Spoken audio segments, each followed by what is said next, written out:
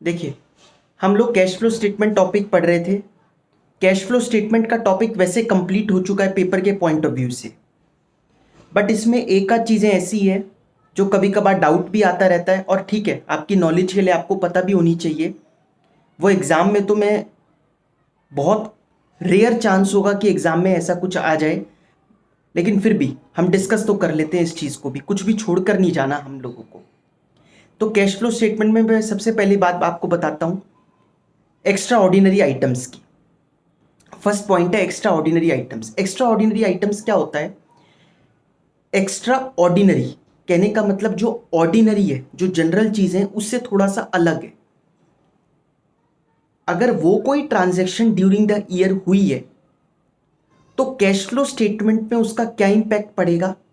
देखो, ओवरऑल देखा जाए तो कोई इंपैक्ट नहीं पड़ रहा, लेकिन फिर भी कहा जाता है कि क्योंकि कैश फ्लो स्टेटमेंट भी हमारे जो इंटरेस्टेड यूजर्स हैं, इंटरेस्टेड यूजर्स आपको पता है ना, जो इंटरनल और एक्सटर्नल यूजर्स होते हैं, बैंक वगैरह या क्रेडिटर्स, इन्वेस्टर्स, ये सब हमारी बुक्स को, हमारी फाइनेंशियल स्टेटमेंट्स को देखना चाहते हैं, तो वो कैश फ्लो स्टेटमेंट भी देखते हैं।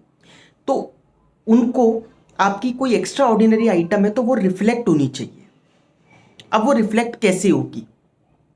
तो वो रिफ्लेक्शन दिखाने के लिए अपनी कैश फ्लो स्टेटमेंट में हम उसको पहले, एक तो पीबीटी जब निकालते हैं ना, फर्स्ट स्टेप में पीबीटी निकालते हैं, प्रॉफिट बिफोर टैक्स, एक तो तब हम उसको रिवर्स कर देंगे, और वापस जब आखिरी स्टेप कर रहे होंगे, स्टेप 6, तब उसको माइनस कर देंगे या प्लस कर देंगे।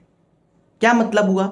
जैसे मैं आपको कहूं कि कोई इंश्योरेंस क्लेम मिला हम लोगों को, कोई नेचुरल डिजास्टर की वजह से एक बड़ा इंश्योरेंस क्लेम आया, या और कोई लॉस बाय फायर, अर्थक्वेक की वजह से कोई इंश्योरेंस क्लेम आया, ये एक एक्स्ट्रा ऑर्डिनरी आइटम मानी जाती है।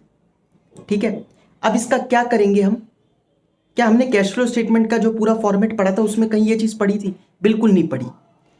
तो इसका इंपैक्ट कुछ नहीं पड़ना, आपका आंसर अब भी वही आएगा जो पहले आता था। लेकिन अगर आपको लिखा हुआ आ जाए इंश्योरेंस क्लेम ₹50,000 है during the year due to loss by fire, इस साल एक इतने रुपए का, ₹50,000 का इंश्योरेंस क्लेम हमें मिला है, इसको कैश फ्लो स्टेटमेंट में कैसे दिखाऊं? तो जब पीबीटी निकाल रहे होंगे पहले स्टेप में, इंश्योरेंस क्लेम मिला, एक तरीके की इनकम मान लें हम इसको, तो पहले प्लस की हुई होगी आपने ये इंश्योरेंस क्लेम। पहले प्रॉफिट निकालने के लिए, प्रॉफिट का फॉर्मूला क्या होता है?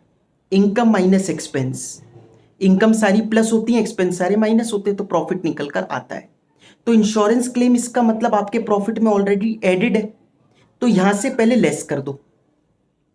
ठीक है, पहला स्टेप, जब आप पीबीटी निकाल रहे हो तो उसमें लेस करके दिखा दो, लेस इंश्योरेंस क्लेम ₹50,000। 50,000 का फर्क आ गया आपके आंसर पे, कोई बात नहीं। जब आप आखिरी स्टेप कर रहे हो, जब आप आखिरी कर रहे हो, वो करते हो ना लेस टैक्स पेड, उसी के साथ लेस टैक्स पेड फिर ऐड, या फिर तब लेस टैक्स कर दो, उसके बाद लिखो ऐड इंश्योरेंस क्लेम ₹50,000। हो गया इंपैक्ट नलीफाई। बस यही था। आप कहोगे इसका, इसको दिखाया क्यों? बस यही तो कह रहा हूं कि इंटरेस्टेड यूजर्स देखना चाहते कि अच्छा आपके इंश्योरेंस क्लेम हुआ है, तो ये एक एक्स्ट्रा ऑर्डिनरी आइटम थी जो आपने अपनी इसमें रिफ्लेक्ट कर दी है। ऐसी कोई नुकसान है अगर, ये तो इंश्योरेंस क्लेम फायदा है, अगर कोई लॉस बाय अर्थक्वेक है, लॉस बाय फायर है, कुछ भी कोई लॉस दे रखा है आपको, तो वो लॉस क्या होगा? पहले पीबीटी निकालते वक्त उसको एड बैक कर दो। आप करते हो ना, difference in SPL, add transfer to reserve, add propose dividend, add interim dividend, add provision for tax, add extraordinary losses. तो वो एक्स्ट्रा ऑर्डिनरी कोई भी लॉस है उसको ऐड कर दो, बाद में जब आखिरी स्टेप कर रहे हो तो उसको लेस करके दिखा दो। समझ में आ गया? तो आप ये कह सकते हो एक्स्ट्रा ऑर्डिनरी अगर कोई लॉसेज होंगे वो पहले ऐड बैक होंगे, बाद में माइनस होंगे, ऐसे याद कर लो, पहले ऐड बाद में माइनस। एक्स्ट्रा ऑर्डिनरी इनकम्स जो होंगी वो पहले माइनस होंगी, बाद में ऐड बैक होंगी। पहले माइनस क्यों होंगी? क्योंकि वो तो ऑलरेडी प्लस में ही है, आपने इनकम को प्लस कर रखा था ना, तो पहले उसको माइनस करके दिखाओ, बाद में प्लस कर लो। अब आप सोच रहे होंगे कि एक्स्ट्रा ऑर्डिनरी आइटम कैसे पता चलेगा कि ये चीज एक्स्ट्रा ऑर्डिनरी है या नहीं है? देखिए, दो तीन चीजें ही होती हैं हमारे इसमें। एक तो जो मैंने आपको नेचुरल डिजास्टर वाला 2-3 बार एग्जांपल दिया, एक refund of income tax. Income tax generally हम पे ही करते हैं, रिफंड आना एक बड़ी बात होती है, अलग सी बात होती है कि इस बार रिफंड आया है। तो अगर टैक्स का रिफंड आया है तो एक एक्स्ट्रा ऑर्डिनरी आइटम मानी जाती है। ये भी क्या है? इनकम है। तो इसको भी कैसे करेंगे, पहले पीबीटी निकालते वक्त लेस करके दिखाएंगे, लास्ट में आखिरी स्टेप में उसको ऐड बैक कर देंगे। आप देखो यहां पर मैं आपको एक एग्जांपल भी दिखा रहा हूं। जैसे इस एग्जांपल में आपको अगर पढ़ोगे, calculate cash flow from operating activities from the following information, ये सब कुछ गिवन है। इसमें आप देखो आखिरी पॉइंट दे रखा है इनकम टैक्स रिफंड 40,000 रुपये। इस साल इनकम टैक्स रिफंड आया 40,000 रुपये का, एक्स्ट्रा ऑर्डिनरी इनकम है। तो पीबीटी निकालते वक्त इसको पहले लेस कर दो। तो देखो पीबीटी मैंने आपको कहा था दो तरीके से निकल सकता है, या तो स्टेटमेंट में ही निकाल लो पर्टिकुलर्स के कॉलम में, अंदर वाले में, इनर कॉलम में, या आप इसके लिए वर्किंग नोट बना लो, दोनों अलाउड है। तो इन्होंने वर्किंग नोट बनाया, देखो यहां पर लेस करके दिखा रखा है, लेस रिफंड ऑफ टैक्स। अब बाद में आखिरी स्टेप में क्या करेंगे, हम इसको ऐड करेंगे। इन्होंने क्या किया, एक दूसरा तरीका अपनाया। इन्होंने कहा हम आखिरी स्टेप में लेस टैक्स पेड तो करते ही हैं, अब हम ये कहें जैसे लेस टैक्स पेड इनके है 50,000 रुपये, 50,000 टैक्स दिया और 40 वापिस आया, तो इन्होंने नेट 10,000 रुपये ही लेस टैक्स पेड करके दिखा दिए। मेरी बात समझ में आई? आप इसको चाहे मत फॉलो करो, आप क्या करो, लेस टैक्स पेड 50,000 और मैंने अभी आपको क्या कहा था, add tax refund of tax 40,000, आप ऐसे ही कर लो। तो भी तो वो -50 और 10 + 40 तो माइनस ही 10,000 रुपये आया ना, तो वो एक ही बात है। ठीक है, समझ में आया? तो एक्स्ट्रा ऑर्डिनरी इनकम्स पहले माइनस होती हैं, बाद में आखिरी स्टेप में प्लस, एक्स्ट्रा ऑर्डिनरी लॉसेस पहले ऐड, लास्ट में माइनस आखिरी स्टेप में। बस स्टेप 1 और स्टेप 6 में प्रेजेंटेशन का ही है और कुछ भी नहीं है इसका इम्पैक्ट। तो एक ये चीज़ है, मैं नहीं समझता, मैंने अभी तक किसी भी पेपर में नहीं देखा ये आता हुआ। कैश फ्लो स्टेटमेंट में अगर, अब नेक्स्ट पॉइंट पे चलते हैं।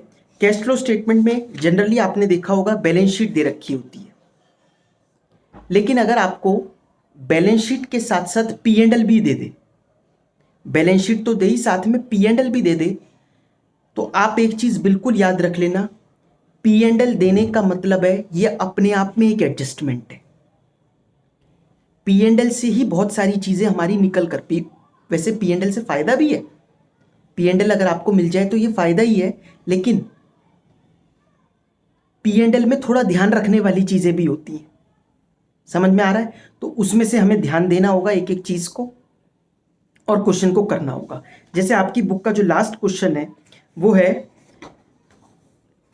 इसमें आपको बैलेंस शीट भी बनाकर दिखा रखी है और P&L भी बनाकर दिखा रखा है। ठीक है,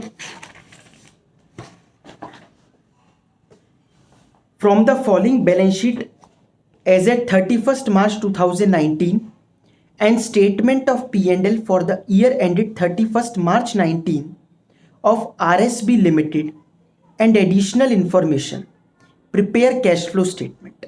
हमें कैश फ्लो स्टेटमेंट बनानी है। आपको ये पूरी बैलेंस शीट दे रखी है यहाँ पर 31 मार्च 19, 31 मार्च 18 करके। इसके बाद नीचे P&L दे रखा है। अच्छा एक चीज मैं आपको बताऊं, ये जो P&L में भी 2 ईयर की फिगर दे रखी है, P&L की जो दूसरे ईयर की फिगर है ना, प्रीवियस ईयर की, उसको तो आप काट दो, उसका हमें क्या मतलब। इनकम और जो एक्सपेंसेस होते हैं वो तो ड्यूरिंग द ईयर के काम आते हैं, वो आपको इस साल की 31 मार्च 19 वाले से मिल ही जाएंगे। 31 मार्च 18 तो 17-18 का होगा, उसके प्रॉफिट और लॉस का हमें कुछ करना नहीं है, तो वो P&L काम नहीं आएगा, सिर्फ करंट ईयर वाला P&L काम आएगा। इसके बाद इसमें से जो नोट्स टू अकाउंट्स है वो दे रखे हैं। बाद में आइए एडिशनल इंफॉर्मेशन पढ़ते हैं, इंपॉर्टेंट क्वेश्चन है ये। Additional debentures were issued on 1 October 2018 of ₹5 lakh. पहले तो आप ये देखो डिबेंचर्स जो है ना, अगर आप चेक करोगे बैलेंस शीट में तो डिबेंचर्स 4 लाख से 7 लाख हो रहे हैं।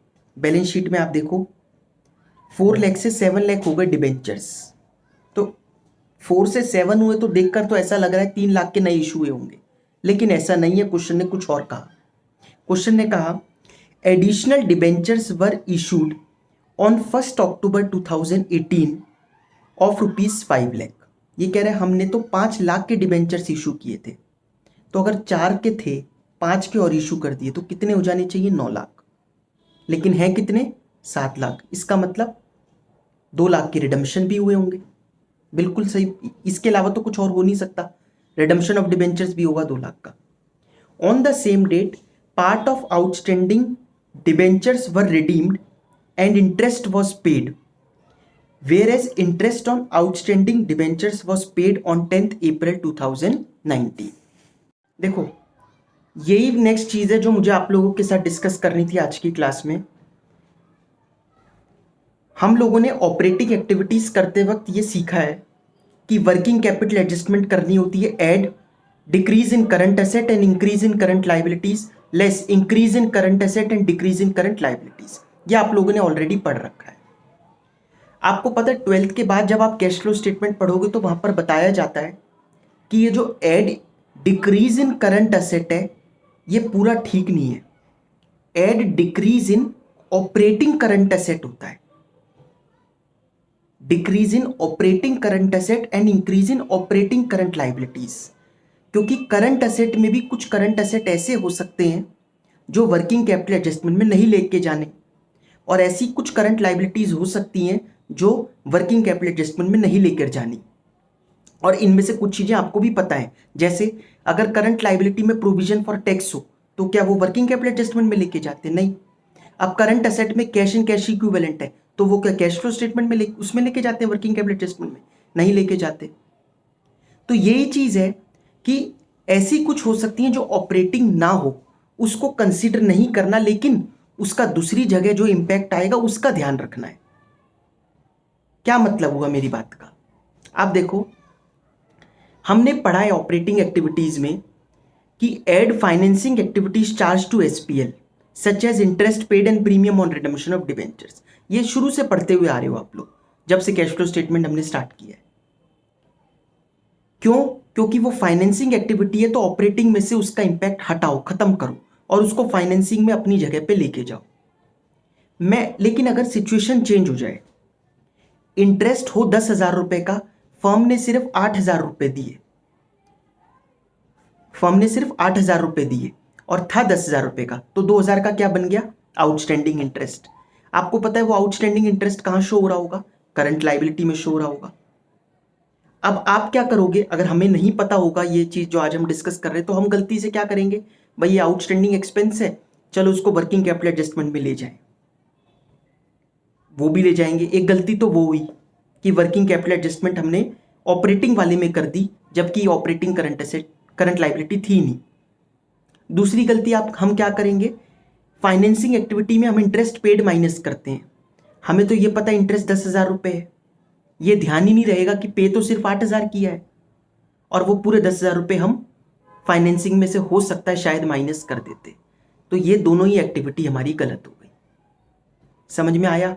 तो इसका कहने का मतलब ये है, अगर कोई करंट एसेट या करंट लाइबिलिटी फाइनेंसिंग या इन्वेस्टिंग की वजह से बन रहा है, और अगर मैं इसको और सिंपल करना चाहूं, इतना टेक्निकल नहीं, तो कुछ करंट एसेट इन्वेस्टिंग एक्टिविटी की वजह से भी बन जाते हैं, कुछ करंट लाइबिलिटी फाइनेंसिंग एक्टिविटी की वजह से बन जाती है, तो उसका इंपैक्ट ऑपरेटिंग में ना लेकर फाइनेंसिंग या इन्वेस्टिंग में लेना है रिस्पेक्टिवली। मतलब फाइनेंसिंग का होगा तो फाइनेंसिंग में लेना है, और अगर इन्वेस्टिंग का होगा तो इन्वेस्टिंग में लेना है। आप कहोगे कैसे? एग्जाम्पल देखो, जैसे आपको पता है नॉन करंट इन्वेस्टमेंट पे इंटरेस्ट रिसीव होता है, सबको पता है।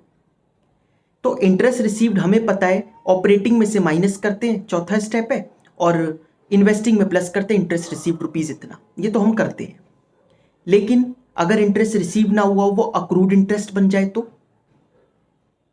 अगर इंटरेस्ट रिसीव ना हो और वो अक्रूड इंटरेस्ट ऑन इन्वेस्टमेंट बन जाए तो वो करंट एसेट में दिखाई दे रहा होगा आपकी। समझ में आया? तो उसका इंपैक्ट इंटरेस्ट रिसीव्ड में से कम करना है, टोटल इंटरेस्ट जो आपने निकाला, टोटल इंटरेस्ट, उसमें से इंपैक्ट खत्म करना है, ना कि उसको सीधा आप इन्वेस्टिंग में ले जाओ। अभी हो सकता है मेरी बातें समझ में ना आ रही हो, अभी जब मैं ये वाला क्वेश्चन आपको दिखाऊंगा तब और ढंग से समझ में आएगा। ऐसी बात है फाइनेंसिंग की जो इस क्वेश्चन में हो रहा है। अब फाइनेंसिंग में हमें पता है इंटरेस्ट पेड, लेकिन हो सकता है कुछ इंटरेस्ट पेड ना हो, तो उसका इंपैक्ट तो कम करो, क्योंकि आप कैश फ्लो में से पूरा इंटरेस्ट मत गायब कर दो कि इंटरेस्ट इतना पे किया। भाई जो अनपेड है उसको हटाओ, सिर्फ पेड वाला ही तो इंटरेस्ट यहां पर लिखेंगे हम लोग। समझ में आई मेरी बात? तो आइए आप लोग ये वाला क्वेश्चन देखो। जैसे इस क्वेश्चन में क्या हो रहा था, अच्छा ये मैंने एक चीज बताई दी थी डिबेंचर्स के लिए कि 4 लाख से ये कह रहा है 4 लाख के बाद 5 लाख के और इशू के तो 9 जाने चाहिए, बट इसमें 7 दे रखे हैं। इसका मतलब 2 लाख के डिबेंचर्स इन्होंने रिडीम किए हैं। आप चाहो तो इसका डिबेंचर का अकाउंट बनाओ, नहीं चाहो तो आप समझ ही गए होंगे ये बात। तो ऐसे भी चल सकता है। तो मैंने लेकिन फिर भी यहां अकाउंट बनाकर दिखा रखा है, डिबेंचर अकाउंट बनाकर दिखा रखा है। बिल्कुल जरूरत नहीं है इस अकाउंट को बनाने की, फिर भी अगर आप चाहो तो बना सकते हो। बाय डिबेंचर एप्लीकेशन अलॉटमेंट इसलिए लिखा क्योंकि एंट्री याद है, bank account debit to debenture application allotment, और अगली होती है debenture application and allotment to debenture issue करने की, इसलिए बाय बैंक नहीं लिखा मैंने। अब बाय बैंक भी लिखोगे तो भी चलेगा, मतलब आपने दोनों एंट्री को एक साथ कर दिया, सेट ऑफ कर दिया, क्योंकि यहां पे कौन देख रहा है ये सब चीजें। और टू बैंक अकाउंट मतलब रिडम्पशन, डिबेंचर्स 2 लाख की रिडीम हुआ है। फिर भी इस अकाउंट की जरूरत नहीं थी, किसी को भी पता चल जाएगा। 4 से अगर वो कह रहा है 5 के और इशू करे तो 9 होने चाहिए, बट बुक्स में 7 दिखाई दे रहे हैं, तो 2 लाख के रिडीम हुए होंगे। ठीक है, इंटरेस्ट ऑन डिबेंचर्स निकालना बड़ी इंपॉर्टेंट चीज है इसमें। ठीक है, टाइमलाइन के हिसाब से चल लो तो ज्यादा बेटर है, क्योंकि इसमें डिबेंचर 4 तरीके के हो गए। 4 क्यों कह रहा हूं, पहले वो 4 लाख के थे, फिर कंपनी ने इतने और इशू करे, फिर 2 लाख के रिडीम किए, लास्ट में 7 लाख है। इससे बेटर तो क्या है, पीरियड देख लो, किस पीरियड में एक से एक जैसी तो डिबेंचर्स, सब में तो 5% ही इंटरेस्ट है, 5% है ना, सब में 5% इंटरेस्ट है। तो करो क्या, आप ये देख लो कितने महीने तक कितने डिबेंचर्स थे, कौन से वाले कब रिडीम किए वो छोड़ो, शुरुआत कितने से हुई थी, 4 लाख से। ये बताओ 4 लाख कब तक चलते रहे। ऐसे करोगे तो सिंपल रहेगा हमेशा, कोई भी क्वेश्चन हो। ऐसे इंटरेस्ट ऑन वो भी निकालते हैं हम कैपिटल फंडामेंटल्स में। 4 लाख बताओ कब तक थे, 1 अक्टूबर तक तो 4 लाख में कोई छेड़खानी नहीं हुई। 1 अप्रैल से 1 अक्टूबर तो 4 लाख ही रहे हैं डिबेंचर्स, तो 6 महीने का तो 4 लाख पे ही निकलेगा। ये बात तो समझ में आ गई। तो 4 लाख इंटू 5/100 इंटू 6/12, ठीक है, 6 महीने तो ऐसे निकाल दो। 1 अक्टूबर को एकदम क्या होता है, कंपनी 5 लाख के डिबेंचर्स इशू करती है और 2 लाख की रिडीम कर देती है, उसी दिन करती है। यहां लिखा था ना क्वेश्चन में कि on the same date part of outstanding debentures were redeemed, उसी दिन करती है।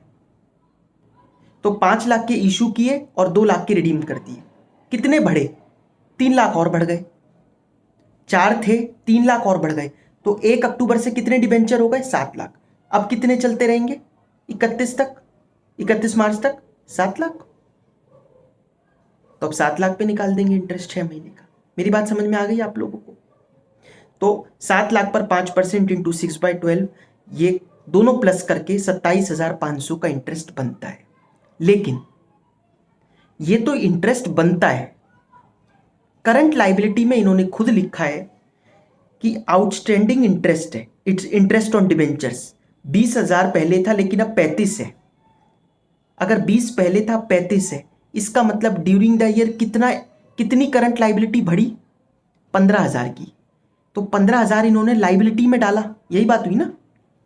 पिछले साल की फिगर तो कंपेयर करने के लिए होती है ना, 20 तो पहले से चलता आ रहा है वो छोड़ो, अब कितना है 35, तो साल भर में 15,000 इन्होंने आउटस्टैंडिंग इंटरेस्ट में डाला है।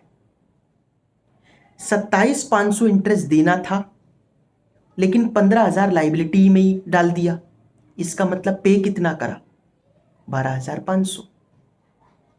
समझ में आई बात?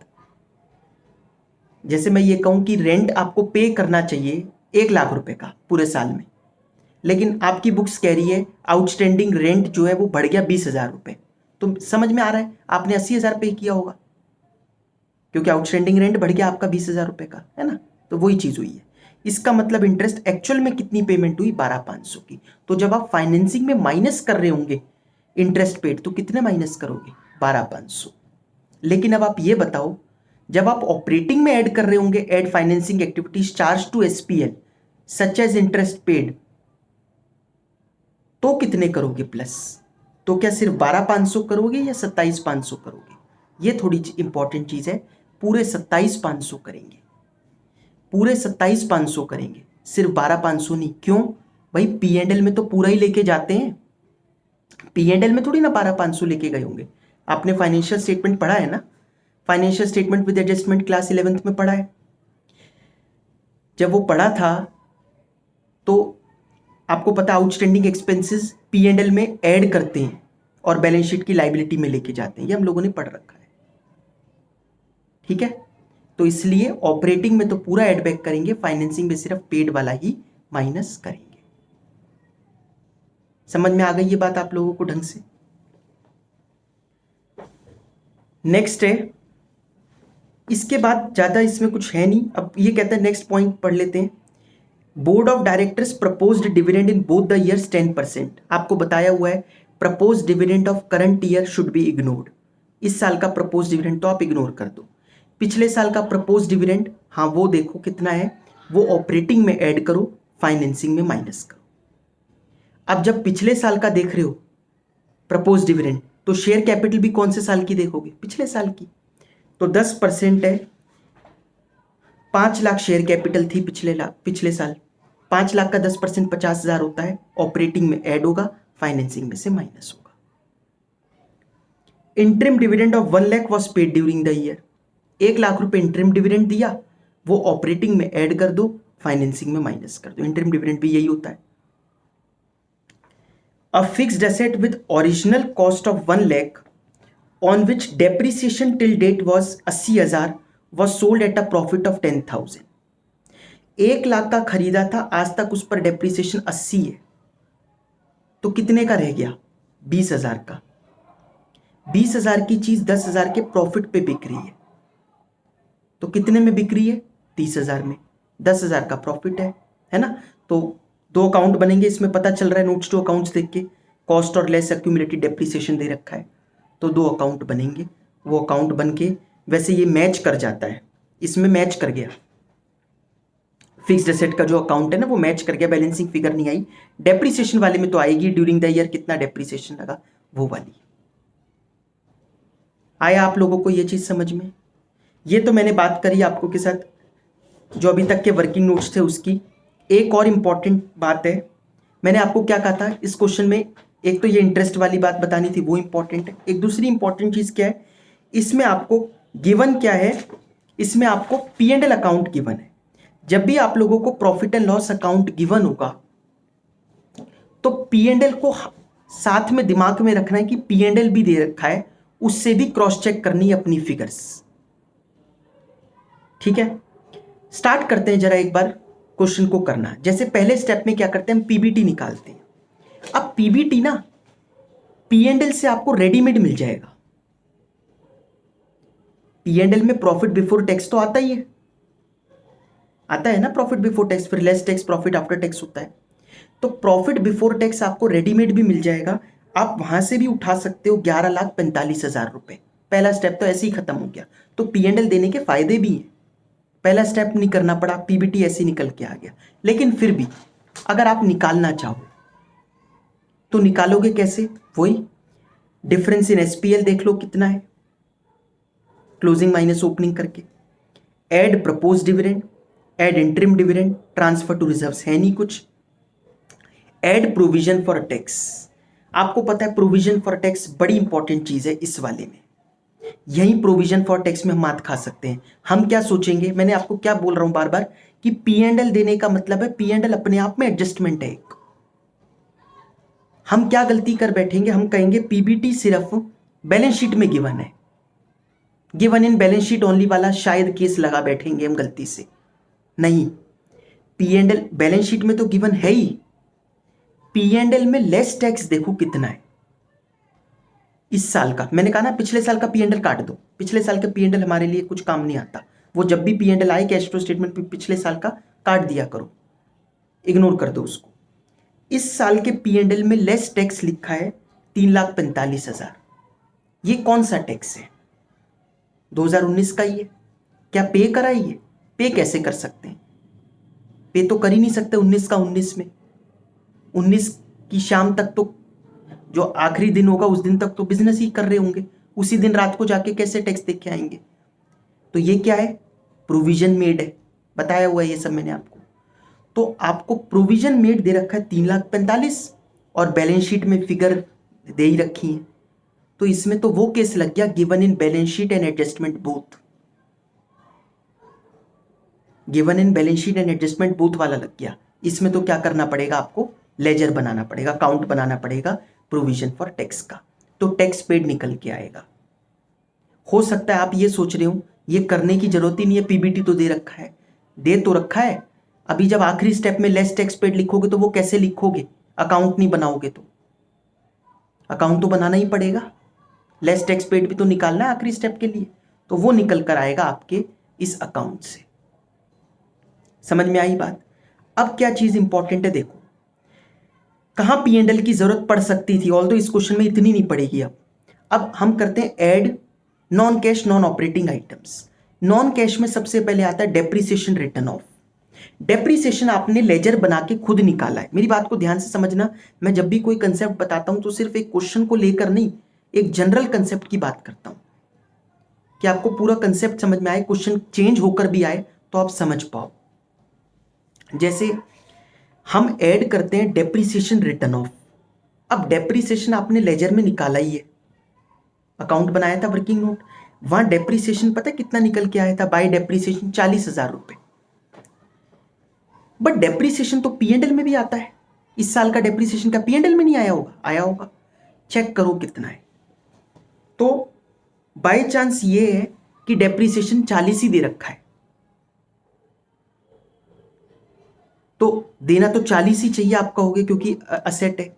मैं ये कह रहा हूं अगर 40 की जगह 41 दे रखा होता, 42 दे रखा होता, इसका मतलब ये, और वो तब होता जब असेट और भी होती, जैसे इसके साथ बिल्डिंग और होती, आपको तो सिर्फ एक मशीन अकाउंट बनवा दिया उसने, और भी तो असेट्स हो सकती थी ना, उस पर भी डेप्रीसिएशन लग सकता था।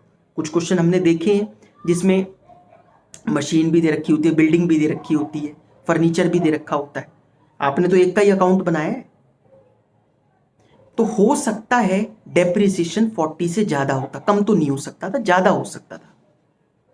तो आपको कौन सा लेना पड़ता, ऑब्वियसली ज्यादा वाला ही ना, हमें तो डेप्रीसिएशन रिटर्न ऑफ पूरा ही हटाना है। मैं ये कह रहा हूं कि पीएनएल का ये रूल है, ऑल्दो इस क्वेश्चन में हम बच गए क्योंकि डेप्रीसिएशन हमने निकाला था, वो इससे मैच भी कर रहा है। Intangible asset return of PNL में भी कहीं दिख नहीं रही, गुडविल रिटर्न ऑफ वगैरह नहीं दे रखी ना, एडजस्टमेंट में तो थी नहीं, पीएनएल में भी नहीं है, पीएनएल में होती तो वहां से उठा लेते, इसलिए पीएनएल को देखना जरूरी है। लॉस ऑन सेल नहीं है, मिसलेनियस एक्सपेंडिचर रिटर्न ऑफ नहीं है। अब add financing activities charge to SPL, तो यहां पर फाइनेंस कॉस्ट होता है पीएनएल में, चेक करो फाइनेंस कॉस्ट कितना है, फाइनेंस कॉस्ट 27,500 ही है, वही हमने निकाला था, वो इंटरेस्ट निकाला था ना, वो भी 27,500 था, इसका मतलब इसके अलावा कुछ और नहीं है, इंटरेस्ट फाइनेंस कॉस्ट, वो ये एड बैक कर दो। अगर 27,500 से ज्यादा दे रखी होती फाइनेंस कॉस्ट तो पूरी एड बैक करते, और वो आपको मैं फिर बता देता हूं ज्यादा क्यों दे रखी होती, हो सकता है एक आध और भाई कोई लोन वोन होता बैंक का, उस पर भी इंटरेस्ट लगता, हमने तो खाली डिबेंचर्स का निकाला है, तो पीएनएल तो आपको पूरा ब्रॉड दे देगा ना कि कितना फाइनेंस कॉस्ट टोटल हुआ, तो आपको पूरा हटाना पड़ेगा। ठीक है, तो इन्होंने ये क्वेश्चन पीएनएल देकर थोड़ा टफ करने की कोशिश की, बट इतना टफ भी नहीं है ये, क्योंकि पीएनएल से हमारी सारी फिगर्स मैच हो रही हैं, नहीं होती तो थोड़ी सी दिक्कत वाली बात थी। ठीक है, तो हमने वो ऐड कर दिया, finance cost, premium on redemption of debenture है नहीं इसमें, फिर less non operating item such as interest dividend received, profit on sale of assets. Adjustment में तो कहीं दे नहीं रखी थी, पीएनएल में देख लेते हैं दे रखी हो तो, अदर इनकम में हो सकती हैं, देखो है अदर इनकम में तीन तीन चीजें, interest on deposit, dividend on investment, profit on sale of fixed asset, और profit on sale of fixed asset 10,000 रुपए, समझ रहे हो ये कौन सा है, 20 वाली चीज जो 30 में बेची थी, वो 10,000 रुपए का प्रॉफिट हुआ था ना, वो यहां दिख रहा है आपको। ठीक है, यही तीनों इन्वेस्टिंग एक्टिविटीज हैं, इसको ऑपरेटिंग से हटाइए। ठीक है, फिर वर्किंग कैपिटल एडजस्टमेंट करेंगे हम। वर्किंग कैपिटल एडजस्टमेंट करते वक्त ध्यान क्या रखना है, ये जो आउटस्टैंडिंग अदर करंट लाइबिलिटी में इंटरेस्ट ऑन डिबेंचर्स है ना, इंटरेस्ट ऑन डिबेंचर्स, ये ऑपरेटिंग करंट एसेट नहीं है, इसलिए इसको कंसीडर मत करना, ठीक है। लेस टैक्स पेड करते हैं लास्ट में, वो टैक्स पेड आपने अकाउंट बनाकर निकाला ही था 80,000 रुपये, वो आप इसमें से लास्ट में माइनस कर ही दोगे। नहीं 80 नहीं, कितना है 3,10,000 रुपये, सॉरी 3,10,000 रुपये, वो आप इसमें से माइनस कर ही दोगे, तो आपका cash flow from operating activities निकल कर आएगा। इन्वेस्टिंग वगैरह तो सिंपल ही होता है। फिर इन्वेस्टिंग एक्टिविटीज में सेल ऑफ फिक्स्ड एसेट, वो एक फिक्स्ड एसेट 30,000 रुपये में बेची थी, वो आ गई। Purchase of non current investments हो रहा है। इंटरेस्ट डिविडेंड रिसीव्ड, याद है क्या थे, 3 चीजें होती हैं इन्वेस्टिंग में, purchase of non current assets and investment, sale of non current assets and investments, interest dividend rent received, बस। फाइनेंसिंग एक्टिविटी देख लीजिए, इश्यू ऑफ शेयर्स हो रहे हैं, issue of debentures, redemption of debentures, एक वो 5 वाला आया था 2 वाला गया था, वैसा था ना।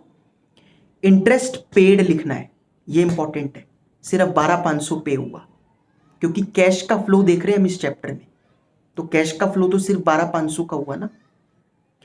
प्रपोज डिविडेंड पेड 50,000 रुपये, इंटरिम डिविडेंड पेड 1,00,000 रुपये, ये सब माइनस करके लास्ट में कैश फ्लो फ्रॉम फाइनेंसिंग का भी आंसर आ जाएगा। बताइए ये चीजें समझ में आई आप लोगों को? तो ये हमने cash flow from operating, investing और फाइनेंसिंग एक्टिविटी पूरा समझ लिया इस वाले क्वेश्चन का।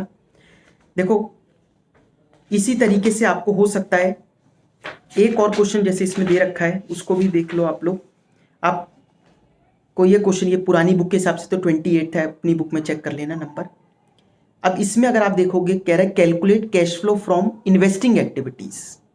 इन्वेस्टिंग एक्टिविटीज से आपको कैश फ्लो निकालना है। लास्ट दोनों आइटम्स देखो, 10% इन्वेस्टमेंट्स हैं, सेकेंड लास्ट आइटम है ये, 10% इन्वेस्टमेंट्स, 2 लाख से 1,80,000 रुपये हो रही है। पहले 2 लाख थी, फिर 1,80,000 रुपये, तो वो तो दे नहीं रखी कोई एडजस्टमेंट कि ये सेल ऑफ इन्वेस्टमेंट कब हुई है, तो आपकी एजम्पशन है, आप कभी भी मान लो कब हुई है, साल के एंड में ही मानते हैं हम तो। पूरे साल कितनी चलती रही, 2 लाख, तो 2 लाख पर 10% इंटरेस्ट मिलना चाहिए हमें, हमने इन्वेस्ट किया है तो इंटरेस्ट तो हमें मिलेगा ना। 2 लाख का 10% कितना होता है, 20,000 रुपये, तो इंटरेस्ट रिसीव्ड 20,000 रुपये होना चाहिए। अच्छा अगर और कुछ ना दे रखा होता तो इस इंटरेस्ट रिसीव का क्या क्या करते आप, ऑपरेटिंग में से माइनस करते, स्टेप 4th है, और इन्वेस्टिंग में प्लस करते, इंटरेस्ट रिसीव्ड 20,000 रुपये। लेकिन क्वेश्चन ने एक बात बताई, इसके अगली लाइन देखो क्या लिखा है, अक्रूड इंटरेस्ट ऑन इन्वेस्टमेंट 6,000 रुपये बढ़ गया। इसका मतलब ड्यूरिंग द ईयर अक्रूड कितना किया इन्होंने इंटरेस्ट, 6,000। अक्रूड इंटरेस्ट का मतलब interest earned but not received, earning तो कर ली, मिलना बाकी है। तो जो 20 हम सोच रहे थे मिलना चाहिए, उसमें से 6 तो मिले ही नहीं, मिले सिर्फ कितने, 14,000 मिले, सिर्फ कितने, 14,000। तो आप जब इन्वेस्टिंग एक्टिविटी निकाल रहे होंगे तो इंटरेस्ट रिसीव्ड कितना लिखोगे, 14,000। लेकिन ऑपरेटिंग में से तो पूरा ही माइनस करना है, क्योंकि ऑपरेटिंग में से क्या माइनस करते हैं, deduct investing activities taken to P&L। P&L में तो पूरा 20 लेके गए होंगे आप P&L में, क्योंकि P&L ना अक्रूवल बेसिस पे बनता है, cash flow statement cash basis पे बनता है। 2 बेसिस होते हैं ना काउंटिंग के, एक अक्रूवल बेसिस और एक कैश बेसिस। तो कैश फ्लो स्टेटमेंट, ये जो आप इन्वेस्टिंग और फाइनेंसिंग एक्टिविटी निकाल रहे हो, ये तो आप डायरेक्टली निकाल रहे हो, तो ये तो कैश बेसिस पे चल रही है। लेकिन जब आप ऑपरेटिंग कर रहे हो, वो P&L से लिंक कर रहे हो, और P&L किस बेसिस पे बना हुआ है, अक्रूवल बेसिस पे। समझ में आया? आज की चीजें थोड़ी सी टेक्निकल जरूर लगी होंगी आपको, इसीलिए ये पेपर्स में जनरली नहीं आती हैं, चाहे एक्स्ट्रा ऑर्डिनरी आइटम की बात हो, चाहे बैलेंस शीट के साथ P&L बना हुआ हो, चाहे फिर ये जो मैंने अभी आपको इन्वेस्टिंग और फाइनेंसिंग करंट एसेट्स और करंट लाइबिलिटी दिखाई वो। बट फिर भी प्रैक्टिस करो, कल को आ जाए तो ये ना हो कि करवाया नहीं था। ठीक है, बाकी चीज़ें नेक्स्ट क्लास में।